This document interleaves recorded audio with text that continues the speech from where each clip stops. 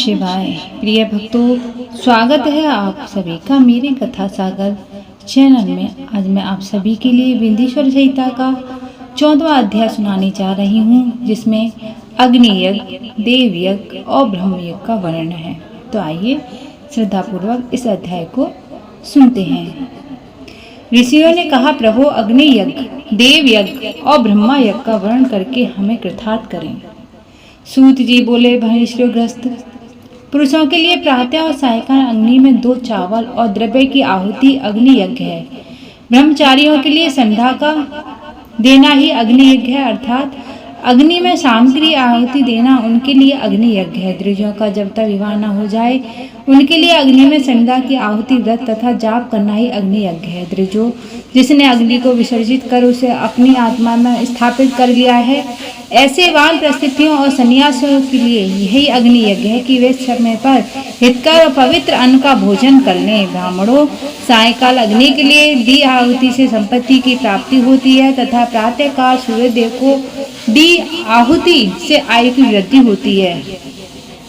दिन में अग्निदेव सूर्य ही प्रविष्ट हो जाते हैं, तब प्रातःकाल सूर्य को आहुति अग्नि यज्ञ के समान ही होती है। इंद्र आदि समस्त देवताओं को प्राप्त करने के उद्देश्य से जो आहुति अग्नि में दी जाती है वह देव यज्ञ कहलाती है। लौकिक अग्नि में प्रतिष्ठित जो संस्कार निमित्तक हवन कर्म वह देव यज्ञ देवताओं को प्रसन्न करने के लिए नियम से विधि पूर्वक किया गया यज्ञ ही देव यज्ञ है। वेदों के नित्य अध्ययन और शास्त्रों को ब्रह्म यज्ञ कहते हैं। मनुष्यों को देवता की तृप्ति के लिए प्रतिदिन ब्रह्म यज्ञ करना चाहिए। प्रातःकाल सायकाल को हमें इसे ही किया जा सकता है।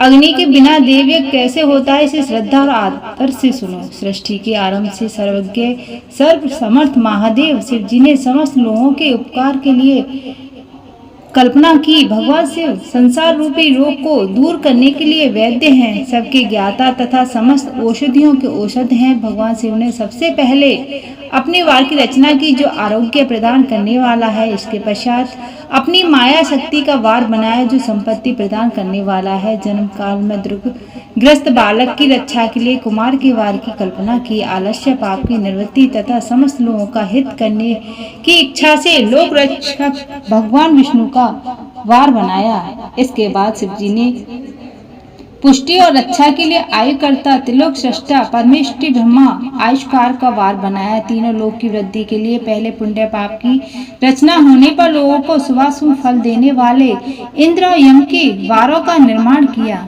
ये वार भोग देने वाले तथा मृत्यु भय को दूर करने वाले।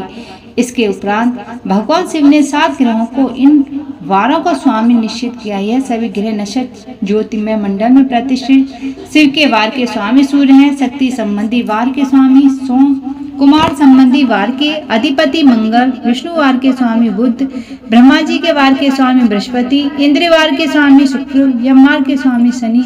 अपने अपने वार की कई देवताओं की पूजा उनके फलों को देने वाली है। सूर्य आरोग्य है, चंद्रमा संपत्ति के दाता हैं, बुद्धि व्याधियों के निवारक तथा बुद्धि प्रदाता हैं, बृहस्पति आयु की वृद्धि करते हैं, शुक्र भोग देते हैं और शनि मृत्यु का निवारण करते हैं। इन 7 वारों के फल उनके देवताओं के पूजन से प्राप्त होते हैं। अन्य देवताओं की पूजा का फल भी भगवान शिव देते हैं। देवताओं की प्रसन्नता के लिए पूजा की 5 पद्धतियां हैं। पहले उन देवताओं के मंत्रों का जाप, दूसरा होम, तीसरा दान, चौथा तप तथा 5वां वेद पर प्रतिमा में अग्नि अथवा ब्राह्मण के शरीर में विशिष्ट देव की प्रार्थना करके 16 उपचारों से पूजा आराधना करना। दोनों नेत्र तथा मस्तक के रोग में और कुछ रोग की शांति के लिए भगवान सूर्य की पूजा करके ब्राह्मणों को भोजन कराएं। इससे यदि प्रबल प्राप्त का निर्माण हो जाए तो जरा एवं रोगों का नाश हो जाता है।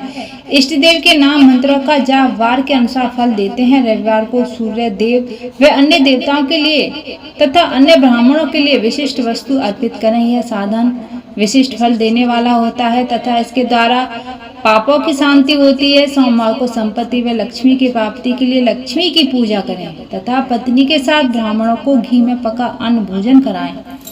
मंगलवार को रोगों की शांति के लिए काली की पूजा करें। उड़द, मूंग एवं अरहर की दाल से युक्त अन्न भोजन ब्राह्मण को कराएं। बुधवार को धाय युक्त अन्न से भगवान विष्णु का पूजन करें। ऐसा करने से पुत्र मित्र की प्राप्ति होती है जो दीर्घायु होने की इच्छा रखते हैं। वे बृहस्पतिवार को देवता को वस्त्र, यज्ञ, पवित्र तथा घी मिश्रित खीर से पूजन करें। भोगों की प्राप्ति के लिए शुक्रवार को एकाग्रचित होकर देवता का पूजन करें और ब्राह्मणों की तृप्ति के लिए षड्रस युक्त अन्न दें। स्त्रियों को प्रसन्नता के लिए सुंदर वस्त्र का विधान करें। शनिवार अपमृत्यु का विनाश करने वाला है। इस दिन रुद्र की पूजा करें। तिल के होम व दान से देवताओं को संतुष्ट करें। ब्राह्मण को तिल मिश्रित भोजन कराएं।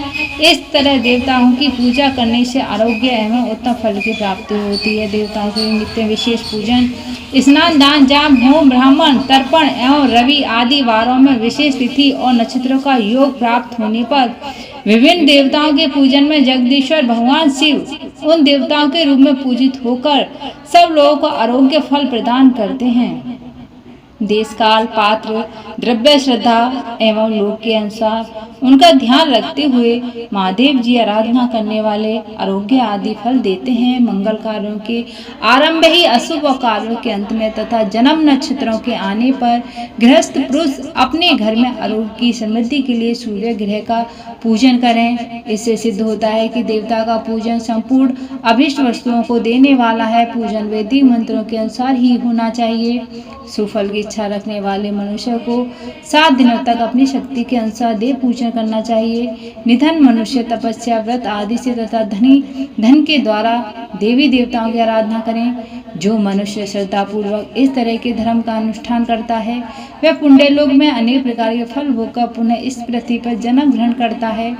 धनवान पुरुष श्रद्धा भोग सिद्धि के लिए मानव वृक्ष लगाकर लोगों के लिए छाया की व्यवस्था करते हैं और उनके लिए कुएं बावली बनाकर पानी की व्यवस्था करते हैं।